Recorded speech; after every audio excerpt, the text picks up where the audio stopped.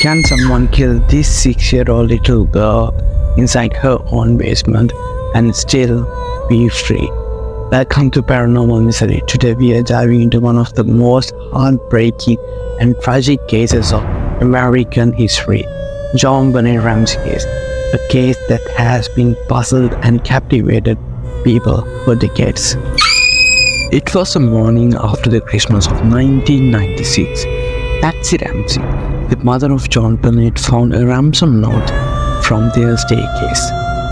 It was like this: "We have your daughter, and to get her back, we need $118,000. And the note was addressed to Mr. Ramsey. First, let's look at who is JonBenét Ramsey and about Ramsey family. JonBenét Ramsey was an American beauty queen born in Atlanta, Georgia on August 6, 1990. JonBenét gained early public attention through her participation in child beauty pageants, where she often competed and won various titles. Her involvement in those pageants showcased as a bright and cheerful child who enjoyed performing. JonBenét's father is John Ramsey. John Ramsey is an American businessman who worked primarily in technology and corporate sectors. He was a successful executive and held various leadership positions, including serving as the CEO of Access Graphics, a computer serving company. JonBenét's mom is Patsy Ramsey, and she was also a former beauty queen. And JonBenét's 9-year-old brother Burke Ramsey also lived with them. So let's get back to the incident. The ransom note was unusually long, written in a mix of block and cursive letters. It threatened to harm JonBenét and instructed the family to follow specific demands, and the number of $118,000 was the exact annual bonus that the John Ramsey has received. Police started their search by informing all the boarders about the incident, and they informed the FBI about the case. 8 hours went by and police started to search for any missing items. John Ramsey went to a storage unit that was in the basement and he screamed. Everyone rushed into the place and everyone got shocked by the incident that in front of their eyes. JonBenét was laying dead on the floor and she was covered with a white blanket, and that she had been bound with a cord around her neck and wrist. JonBenét was strangled using a garrote, a device made from a length of a cord and a broken piece of paintbrush. The garrote was found around her neck. Strangulation was determined to be the primary cause of death. In addition to strangulation, her head has been severely injured by a heavy object. First, the suspicion was all into the Ramsey family. First on the Patsy. She may killed her own daughter mistakenly, and then maybe her husband helped her to hide the situation. JonBenét had a bedwetting issue. So police suspected that Patsy hit JonBenét because of the bedwetting and she was killed mistakenly. Not only that, the handwriting on the ransom note was a bit similar to John Ramsey's handwriting. And also the paper that has been used to write the ransom note was a part of the notebook that owned by Patsy Ramsey. Or maybe Burke killed her sister accidentally and their parents tried to hide it. But there were few mismatches. First one, the ransom note was written before the death of JonBenét. It clearly shows that she was alive while the note was written.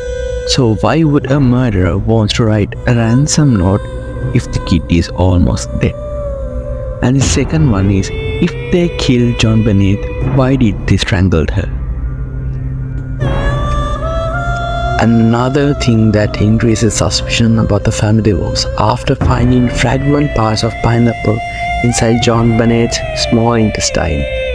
But the Ramsey family said that JonBenét went to bed right after the car ride home, and they did not have any memory of her eating pineapple, and most importantly, both Patsy Ramsey's and Burke Ramsey's fingerprints were found in the bowl of pineapple.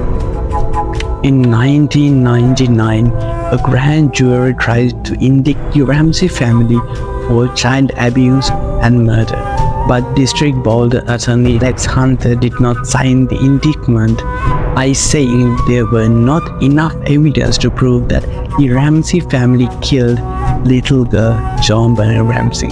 Other than that, the DNA samples that found on JonBenét's underwears, pajamas and fingerprints are not belong to anyone from the family. So let's look into other suspects of the case. Michael Helgot.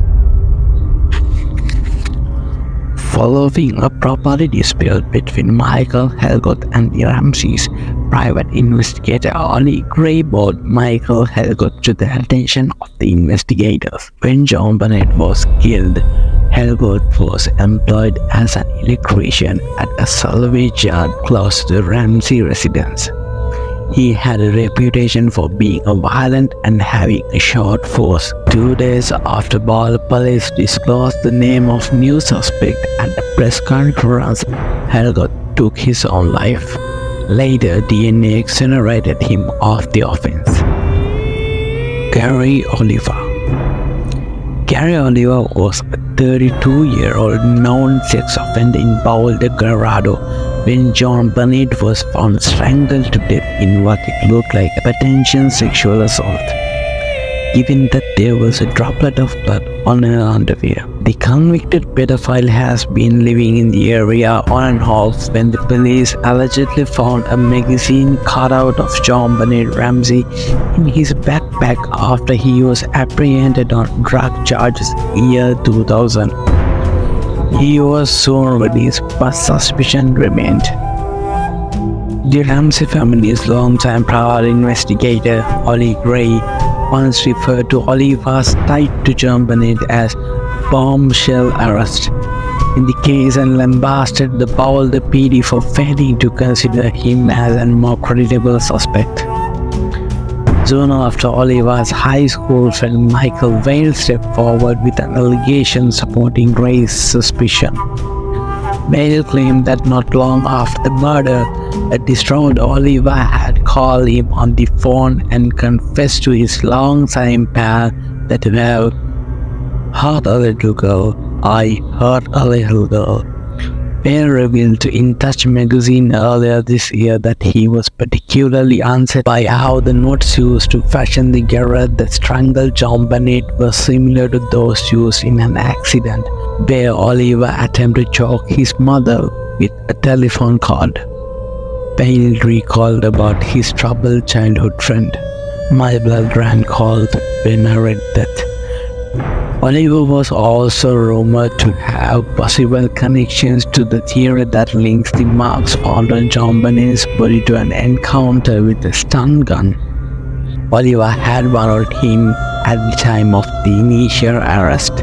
While he was cleared by the DNA testing for JonBenét's murder, he was recently charged with 2 counts of sexual exploitation of possessing a child pornography. He was last reported by the Denver Post to have been arrested in June and held on $100,000 bond and is scheduled to appear in the court later this fall. John Mark Carr. Carr was extradited to the United States to face accusations of child pornography after he sent an email confession to Michael Tracy, a documentary filmmaker from the University of Colorado at Boulder, detailing his involvement in the case. He has used similar words on the email as that found on the ransom note, like using Patsy's mother's nickname, Nadie. On August 16, 2008, he was caught in Bangkok, Thailand, where he has been hiding because of his child pornography charges. Carr's DNA did not match the unknown male DNA discovered on JonBenét's undergarments. He was exonerated of all the charges. Then the police discovered that although Carr was a pedophile, he didn't harm JonBenét. Instead, he was just looking for 5 minutes of fame. Bill McReynolds. Police never formally designated Bill McReynolds as a suspect in JonBenét's death. John's friend McReynolds was a cheerful man who was well liked in the neighborhood and who acted as the Santa Claus for the Ramsey family at their yearly Christmas celebrations.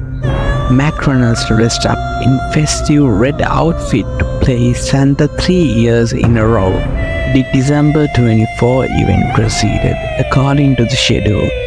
However, gossips began to circulate like hot butter following JonBenét's death. It was reported that during the celebrations, McReynolds fell in love with JonBenét and asked her to be his special friend. There were even rumors that he invited JonBenét to an exclusive party in the following day. Other than that, his own daughter had been kidnapped 22 years before the incident, and his wife has wrote a play about a young girl getting killed at her basement. The rumors never produced any result. Police never arrested him. And another theory in this case was an intruder has came into the house and killed JonBenét. Even after 3 months of the death of JonBenét, police still didn't arrest anyone. So DA hired a veteran homicide detective Lawsmith. His suspicion directed to another direction from the family. He has found some facts that it may be an intruder. And another important finding was a suitcase that closed to the window. And John Ramsey confirmed that it wasn't belong there, and the detective has found small glass particles on the suitcase that could be left from the intruder's shoes. It may used as a step to get out from the window, and they have found scuff marks on the wall near the window. Police said that those theories wasn't building up and still stick to the family. Nearly after 10 years of the death of JonBenét Ramsey, Patsy Ramsey passed away from cancer. In 2011, John Ramsey got married again and he lives a quiet life. Burke Ramsey also lives a normal life. If JonBenét was alive, for this year she would turn 34. Most heartbreaking part of this story is, into this day, JonBenét Ramsey case remains unsolved.